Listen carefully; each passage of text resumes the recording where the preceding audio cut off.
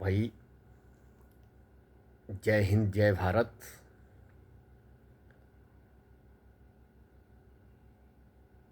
एक वैसे ही बैठे बैठे ख्याल आया, मतलब मन में भाव आया कि जो दुष्ट और सजन में क्या अंतर है।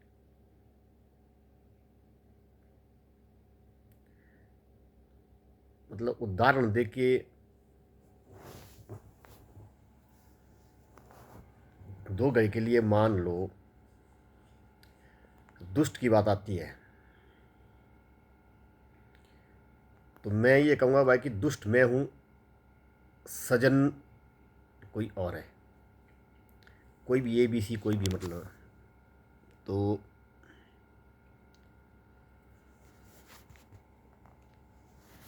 जब मैं दुष्ट हूँ तो मैं तो दुष्ट हुई हूँ। मेरे लिए कोई मतलब पाबंदी नहीं है। दुष्ट के लिए कोई पाबंदी नहीं होती।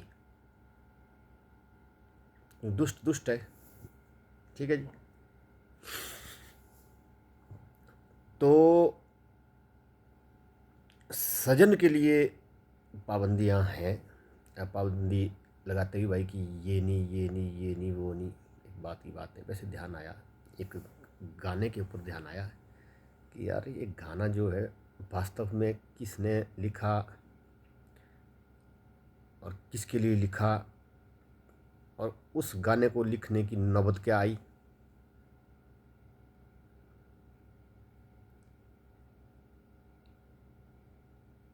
कि सुबह सुबह गाना आया जैसे कि मतलब सजन रे झूठ मत बोलो खुदा के पास जाना है। इस तरह गाते हैं इसको, सजन रे झूठ मत बोलो खुदा के पास जाना है। ना हाथी है ना घोड़ा है, वहाँ पैदल ही जाना है। सजन रे झूठ मत बोलो खुदा के पास जाना है। कुछ ऐसा गाते हैं इसको, इस तरह। मुझे ऐसे गाना आता नहीं ये, क्योंकि ये मैं अपने पिताजी से सुनता था जब छोटा था मैं। वो उसको कभी कभी गाते थे। मतलब जब मैं काफ़ी छोटा था तब मैंने उनसे सुना हुआ है। तो मतलब पहले का दौर का गाना रहा होगा ये काफ़ी। तो मुझे लगता कि शायद मैं छोटा था तब सुना है, मैं या सोचता कि थोड़ा बड़ा हुआ होगा तो तब सुना होगा, जो भी है, पर वो गाते थे उसको महफिल में। तो ये जो देखो पाबंदी मतलब है कि सजन रे झूठ मत बोलो खुदा के पास जाना है। ये मतलब सजन व्यक्ति के लिए, मतलब सजन जो व्यक्ति है उसकी प्रति मतलब ये उम्मीद रखी जाती है भाई कि देखो झूठ मत बोलो। मतलब मान लो जो कह रहा है तो वो अवश्य मतलब उससे ऊपर के दर्जे का सजन होगा, ठीक है जी। तभी वो मतलब दूसरे जो सजन है उसको मतलब चाहे रिक्वेस्ट कर रहा है, चाहे गाने के माध्यम से, चाहे आदेश दे रहा है भाई कि सजन रे झूठ मत बोलो खुदा के पास जाना है। लेकिन जो दुष्ट है, दुष्ट के लिए कोई गाना अगर आपके समक्ष है तो आप बता सकते हैं कि भाई कि दुष्ट रे झूठ मत बोलो खुदा के पास जाना है। दुष्ट तो दुष्ट है, मतलब गलतियां सुधारी जा सकती हैं जब मतलब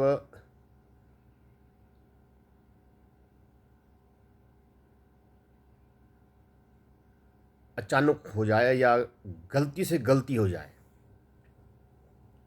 बात ये है ना, गलती से कोई गलती हो जाए चलो ये कार्य तो करना नहीं था, ये कार्य हो गया। एक होता है कि जानबूझकर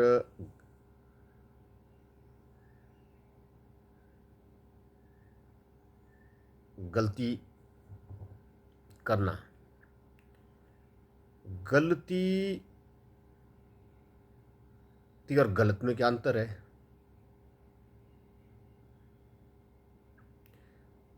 अगर गहराई से सोचे तो गलती क्या है और गलत क्या है?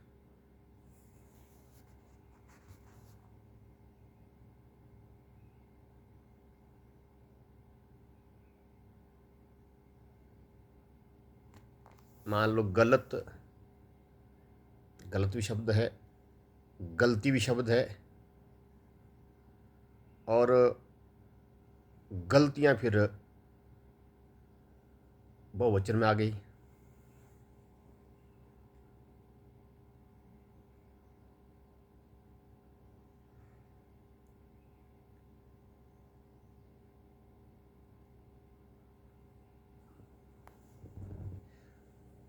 गलत और गलती में ज़्यादा खतरनाक क्या है? सोचो जरा, कभी सोचा इसके बारे में? और इसका उपयोग कहाँ कहाँ होता है?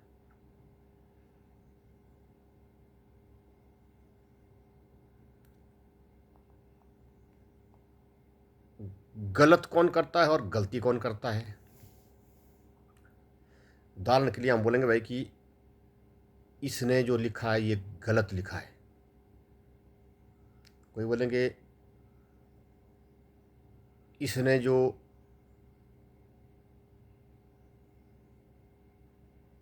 लिखा है बहुत गलत लिखा है। इसने जो लिखा है या कहा है बहुत ज़्यादा गलत कहा है।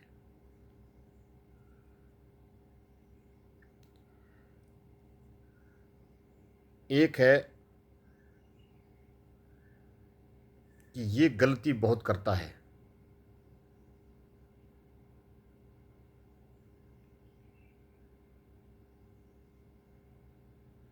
एक होता है कि इसमें तो गलती ही बड़ी भारी है। एक होता है इसमें तो गलती ही बहुत ज़्यादा है। ऑब्वियसली मान लो किसी ने कोई निबंध लिख लिया या कुछ भी लिख लिया तो बोलेंगे इसमें तो बहुत गलती यहाँ है। वो देखेगा कौन उसको? मतलब उसका जो निरीक्षण कौन कर रहा है? ऑब्वियसली वो करेगा जो उससे ऊपर होगा।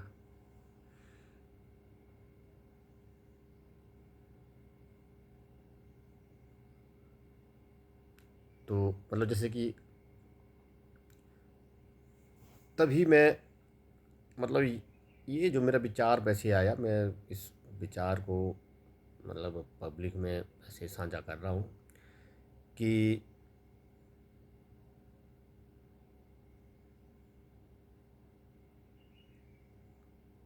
दुष्ट के लिए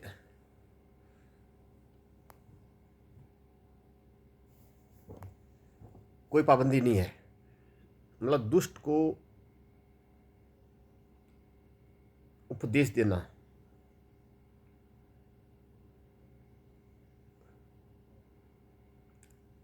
और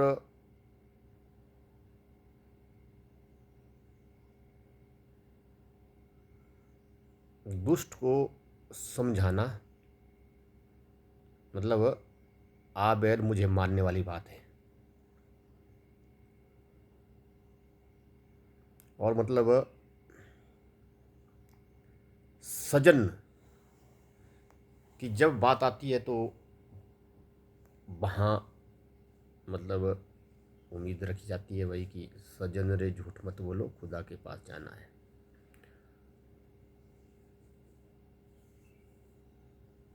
तो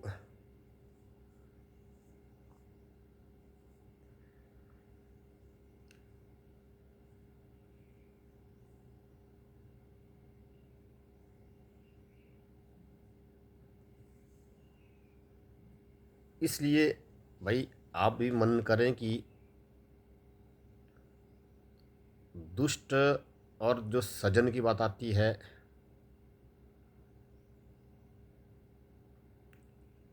और मतलब दुष्ट से भी अगर कोई ऊपर हो, उसको क्या शब्द है भाई, आप साझा कर सकते हैं इस बात को कि क्या शब्द है दुष्ट से भी ऊपर है। एक मेरे ख्याल अपनी दृष्टता भी होती है, मेरे ख्याल दृष्ट भी होता है शायद। देखो मैं, क्योंकि इसमें मुझे कॉन्फिडेंस नहीं है, मैं एक जनरल सी बात कर रहा हूँ। तो ये भाव की बात है, विचारों की बात है।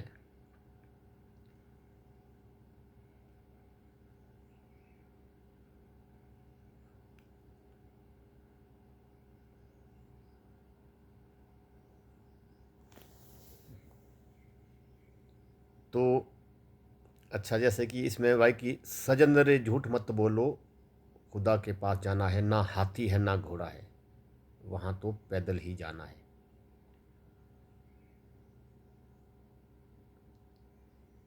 तो अब बात आती है संतों की, बात आती है संतों की। तो संत कौन है?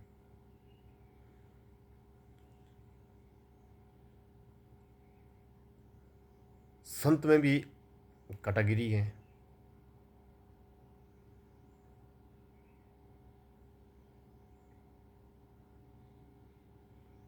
कई मतलब मनमुखी होते हैं, कई गुरुमुखी होते हैं। तो कई बोलेंगे ये गुरुमुखी क्या हो भाई, ये अंतर्मुखी क्या हो भाई। तो कई बोलेंगे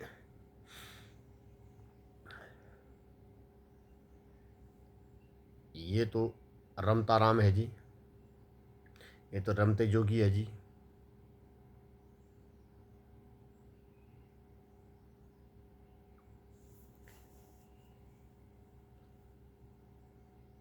तो वैसे जो संतों में सबसे जो बेस्ट कैटेगरी जो, वह कौन है? कई मठाधीश है, कई महंत हैं। तो मैं समझता हूँ कि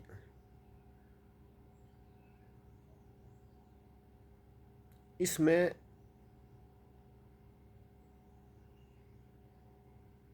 जो मेरे अनुसार जो रमते जोगी है,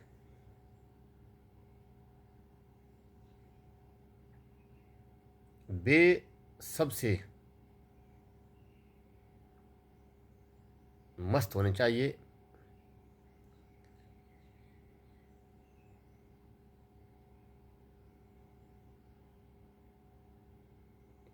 क्योंकि उन्हें किसी चीज़ की टेंशन नहीं है। उन्हें डेरा उन्हें नहीं चलाना। जैसे डेरा मतलब भाई कि जो, चाहे कोई मठ बोलो, चाहे कोई मंदिर, चाहे मस्जिद की बात आए, कोई मतलब जहाँ जो मुखिया होता है, क्योंकि वैसे चलाता तो ऊपर वाला है।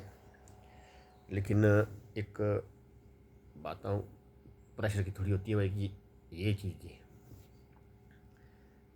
जैसे अब बात आई है कि जैसे मैं यहाँ हॉस्टल में हूँ, अभी हॉस्टल से मैं सुबह ही बोल रहा हूँ, क्योंकि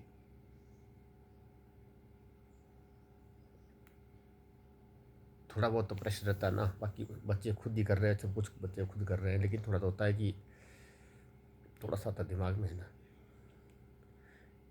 जैसे कि कौन आ रहा है, कौन जा रहा है, मतलब ये बातें हैं। आप जैसे अगर कोई रमता जोगी है जी, आज यहाँ कल वहाँ, परसों तहाँ, मतलब उनको कोई चिंता नहीं है। क्योंकि उनको है भाई कि चलना है, और संध्या से पहले कि किसी ठिकाने पे पहुंचना है।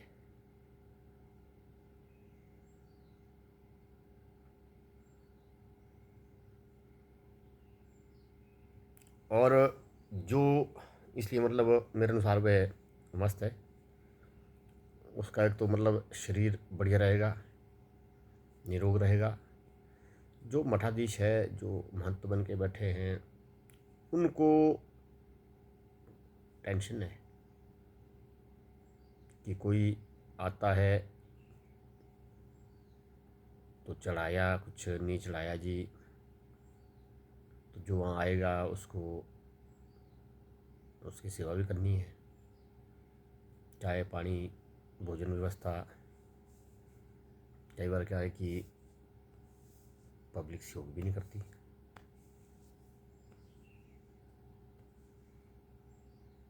तो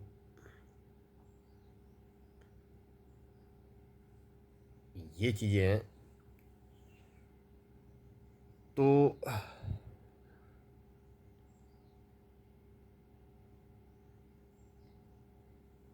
संतों में भी जब बात आती है तो संतों में भी कोई बोलते हम तो वो जी, कोई बोलते हम तो वो जी।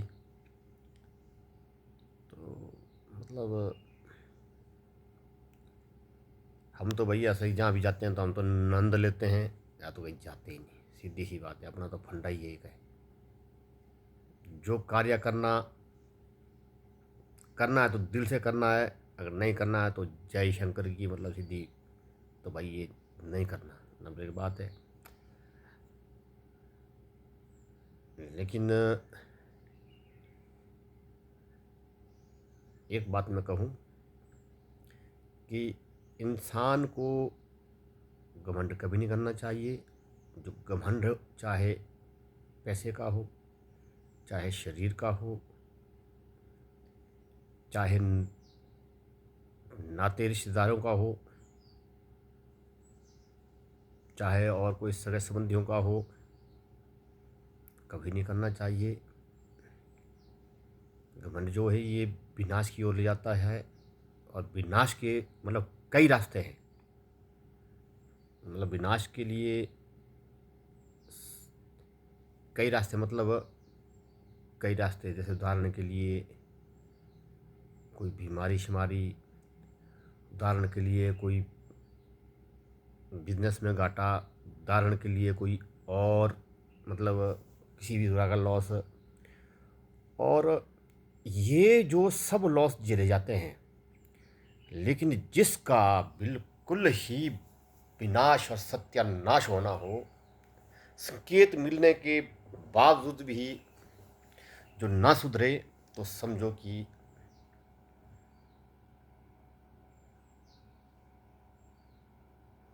उसका पूरा ही नाश होता है। उसकी पहचान ये होती है कि बोलते हैं कि जब किसी इंसान ने मतलब फिटना हो ना, फिटना सुनते आप मतलब बुरी तरह से बर्बाद होना हो, मतलब जिसका सब कुछ किसी वक्त में, किसी पीढ़ी में लुट जाना हो, उसका कारण कोई भी हो सकता है। जो भी आज हम भुगत रहे हैं, ये हम आज का नहीं, ये हम पहले का भुगत रहे हैं। चाहे मैं हूँ, चाहे कोई और हो। तो मतलब तो वो पहले का भुगत रहे हैं। जैसे उदाहरण के लिए जो आज मेरी एसटीएम कुल्लू, मतलब एसटीएम कुल्लू कोर्ट में पेशी है, तो वे कब का मतलब क्रियाकलाप है।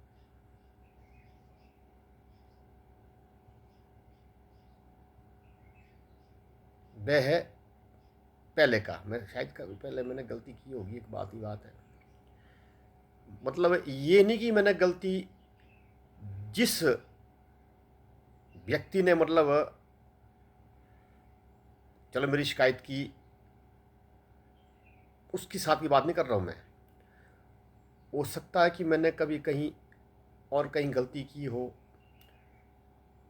तो भाई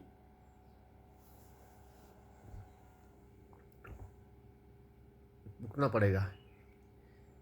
या हो सकता है कि मेरे जो कुछ पाप धुलने हो, तो बंदे ने मेरे ऊपर इल्ज़ाम लगाया भाई कि मेरे ऊपर इल्ज़ाम क्या है, नंबर एक बात है भाई कि मेरी वजह से कॉलेज का माहौल ख़राब होता है, नंबर एक है।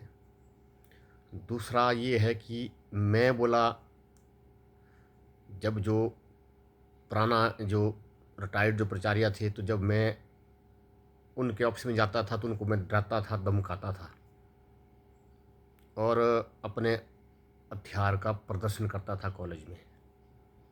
मतलब ये मेरे ऊपर एलिगेशन है।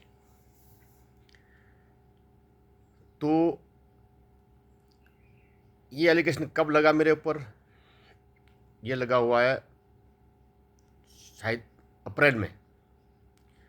लगा कब? तब जब प्राचार्य के विरुद्ध इंक्वायरी हो रही थी। मतलब उनको भनक लगी भाई कि अब तो इंक्वायरी हो रही है। लेकिन उससे भी पहले मैंने ऑनलाइन कंप्लेंट भी की थी।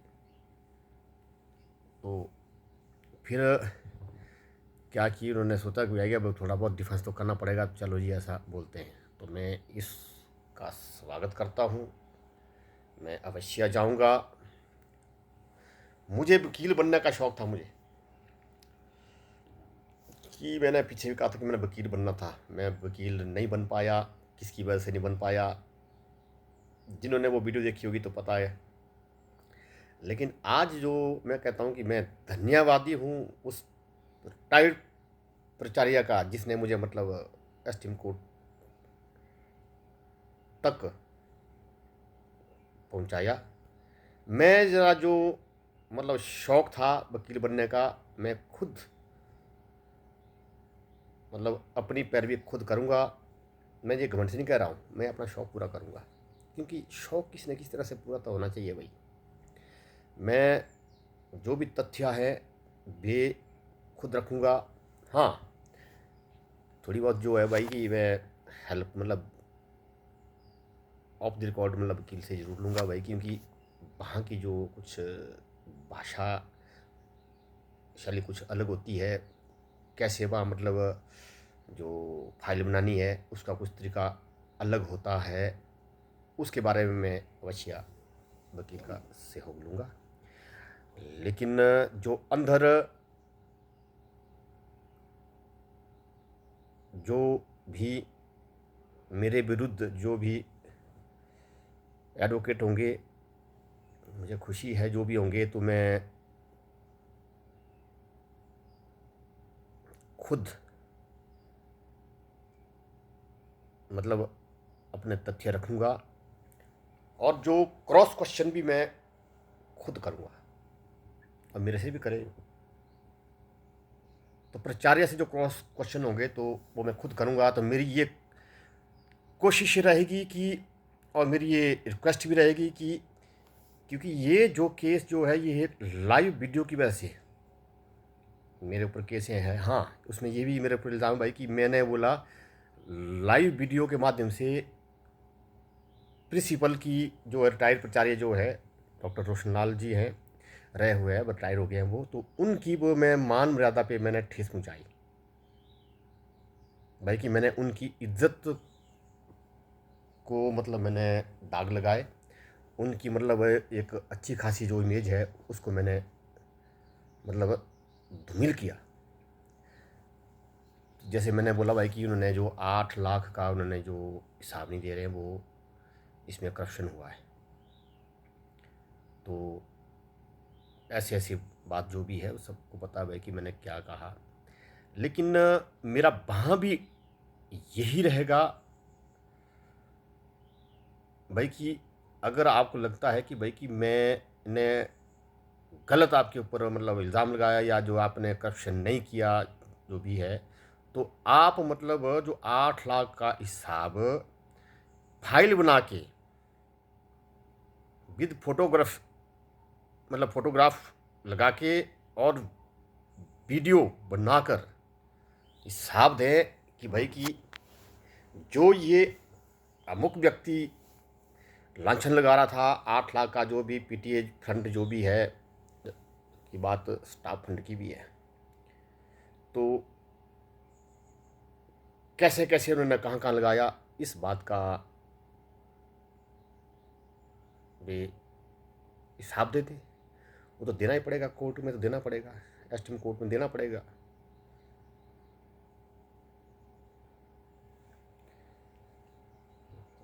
तो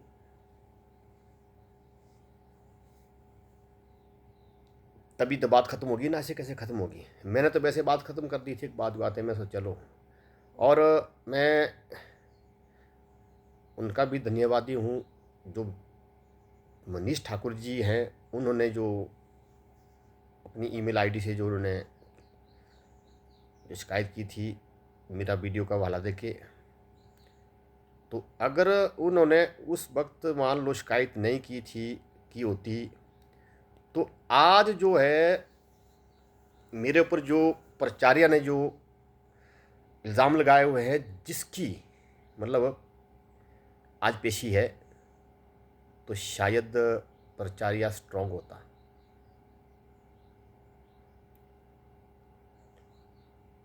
क्योंकि प्राचार्य ने सरासर झूठ बोला है।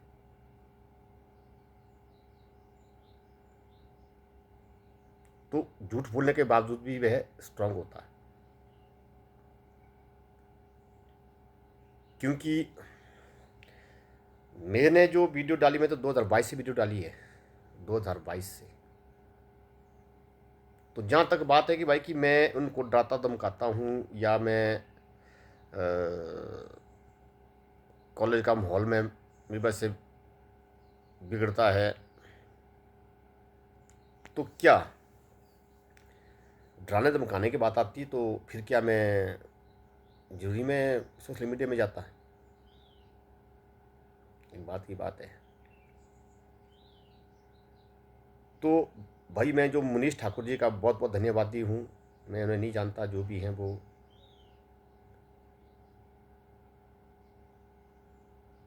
बोलता है कि अगर मकसद सही हो इंसान का, तो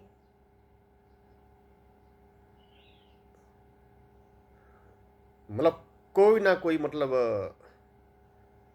सहायक अवश्य बनता है कदम कदम पे। याद रखना इस बात का। लेकिन जिसने फिटना हो ना, उसको पता नहीं लगता भाई कि हम क्या कर रहे हैं। वो ऐसा कार्य करेगा कि जिसमें मतलब उसकी हानि ही हानि होगी। मतलब हर कुछ करेगा जो इस तरह का जो व्यक्ति होता है। अब देखना ये है कि आगे आगे होता है क्या, और एसटीएम कोर्ट में होता है क्या।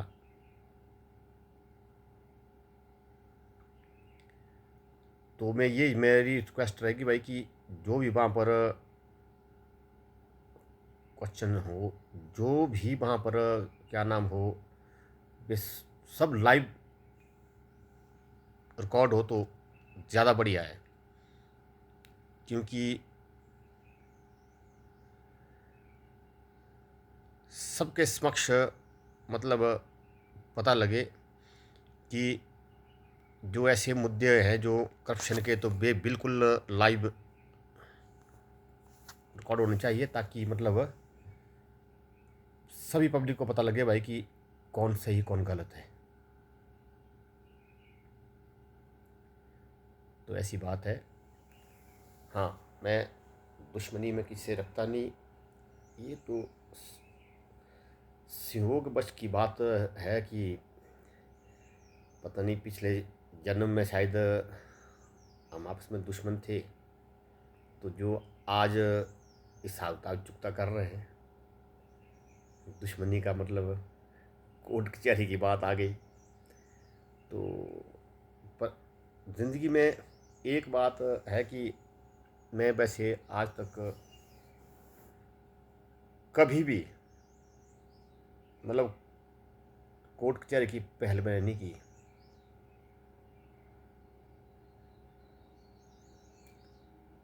या कोई मतलब कुछ ज़्यादा अति हो जाए तब, ऐसे कभी नहीं। खास करके मतलब जिनके साथ मेरे मतलब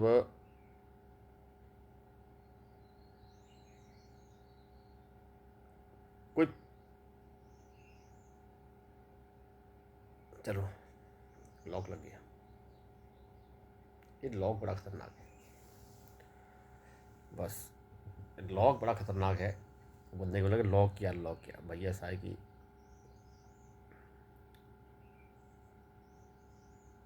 वीडियो बन गई 30 मिनट से ऊपर, तो इसलिए गाना आया मन में। चलो, मेरे को बड़ी खुशी की बात है कि कल जो 13 तारीख मेरे लिए बहुत बढ़िया दिन था, और 12 तारीख भी बहुत बढ़िया दिन था, 12 तारीख भी बहुत बढ़िया दिन था। क्योंकि जब मैं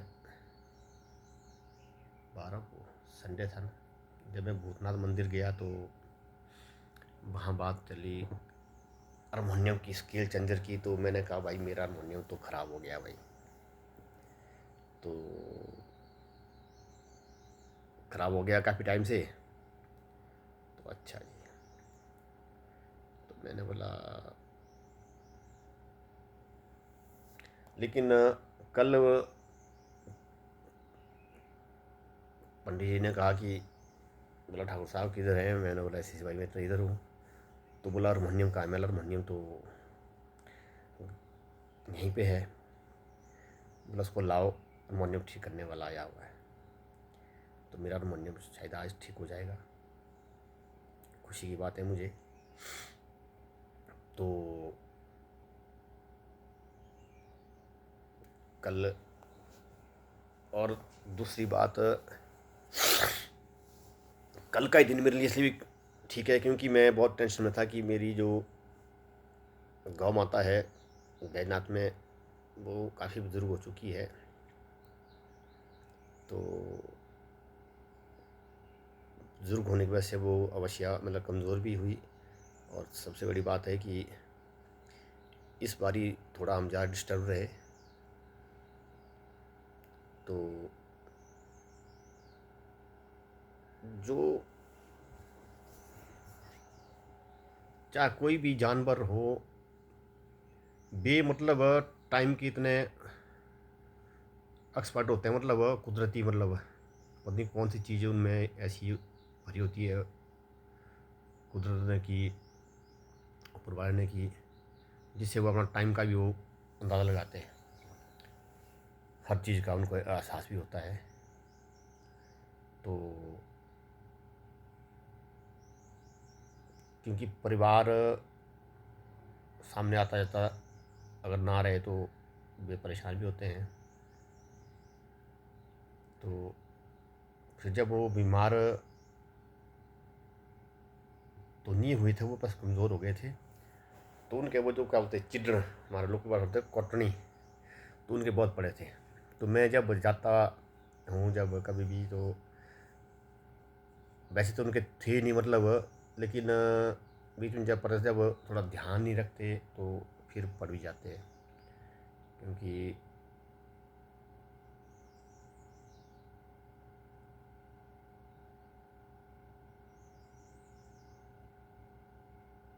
सबसे, अगर मैं घर में हो तो सबसे ज़्यादा सेवा तो फिर मैं ही करता हूँ उसकी, बेशक चाहे कुछ भी हो।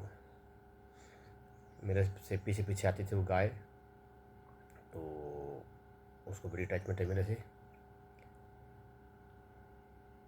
तो गौ सेवा जब बात आती है तो गौ सेवा सिर्फ इतना नहीं है कि आप घास जो खाने मात्र के लिए दो जी, एक बात ही बात है, वो सेवा रोज़ करनी पड़ती है गौ की। आज हम घुस जाएँ किसी गौ सदन में, आज ही इतनी ज़्यादा घास लेके खिलाएँ, उसमें नंद नहीं है। या रोटी थोड़ी थोड़ी तोड़ के दे दे, उसमें नंद नहीं है। आप चाहे एक ही गौ की सेवा करो, पर रोज़ करो, एक बात ही बात है।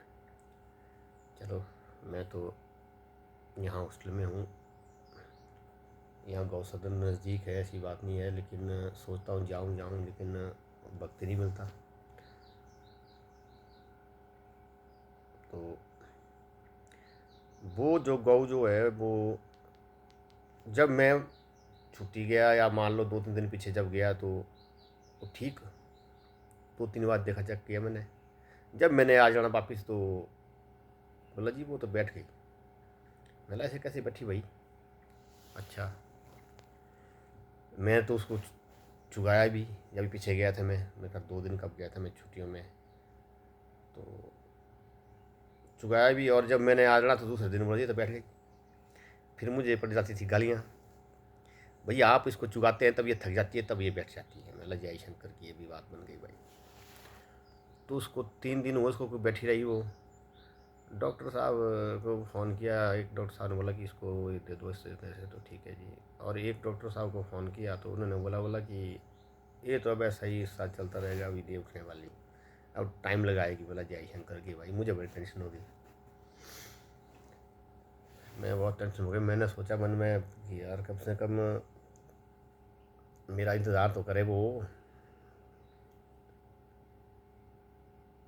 तो कई बार तो मन किया था कि मैं सीधा उसको यहीं ले आऊँ, गौसदन के पास ही ले आऊँ और उसकी सेवा भी करूँ ठीक ढंग से। अरे मैंने बोला, लेकिन माता रानी से भी, भूतनाथ से भी मैंने और अपने पुलिस से मैंने अर्ज़ की कि भाई इसको कम से कम एक बार उसको इतनी शक्ति दो कि वो उठ जाए, तो वो अकड़ जाएगी। क्योंकि गौ का ऐसा होता है कि गौ हो चाहे बैल हो, इनका ऐसा होता है कि अगर एक बार बैठ गई ये, तो अगर इनको जल्दी नहीं उठाया तो इनकी पाचन शक्ति डाउन होती जाती है और फिर इनका खाना पचता नहीं है, तो फिर बहुत ही मुश्किल हो जाता है। तो कल शाम को मिसे का फ़ोन आया, बोला कि आप बोला वीडियो कॉल उठाओ। मैंने जब उठाई तो मैंने बोला पत्नी क्यों बोल रही भाई इस वक्त?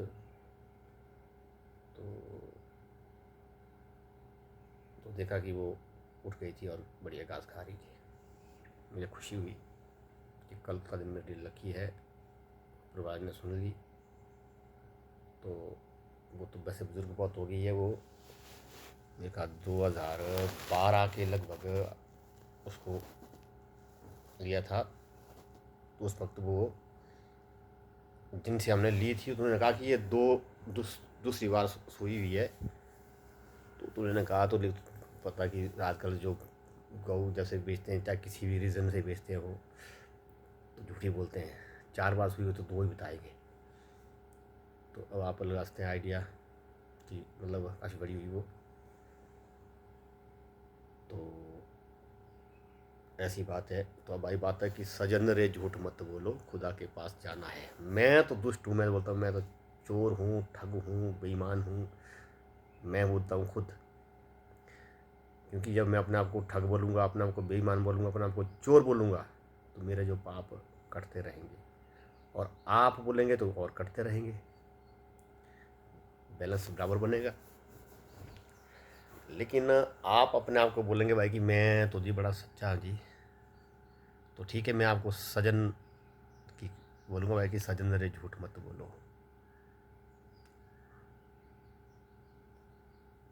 भाई कि सजन रे झूठ मत बोलो, खुदा के पास जाना है।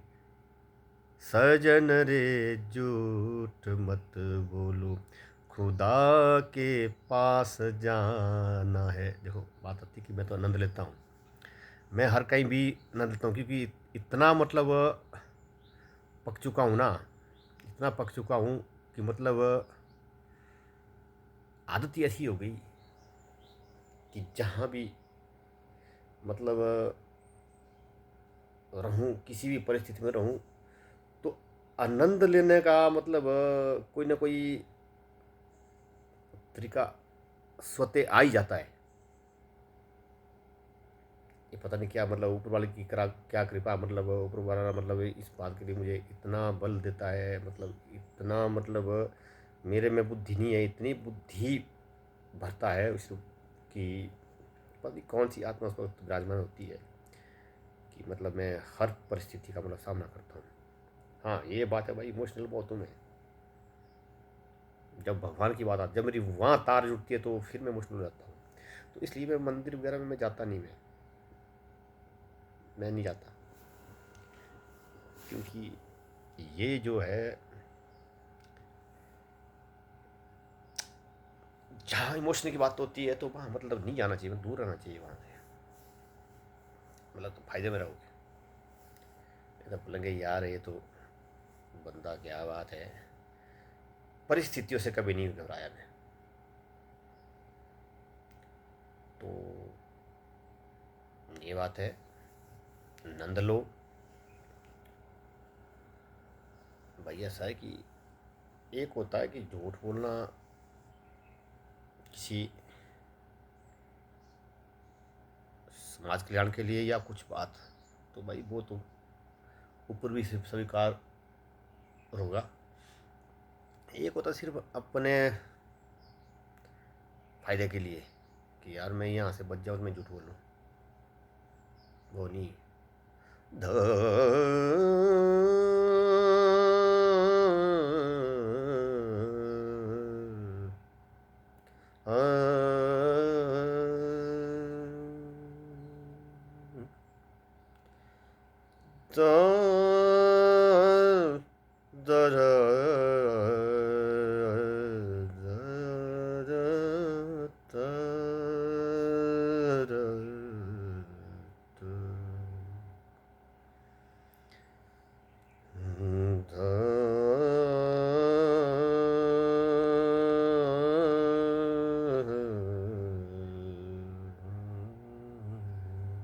संगीत की भाव है ना, संगीत के भाव कहाँ कहाँ कहाँ कहाँ कहाँ कहाँ कहाँ कहाँ कहाँ चलते हैं। उसके बाद क्या है कि माहौल कुछ और ही बनता है।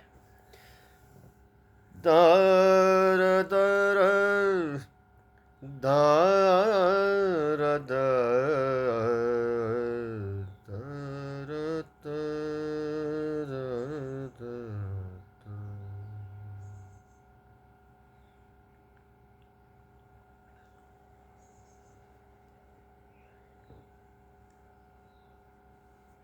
तो ऐसी बात है। बम बम बम, जय भैरवनाथ, हर हर महादेव, जय भवानी, बम बम बम, जय भैरवनाथ, जय हिंद, जय भारत।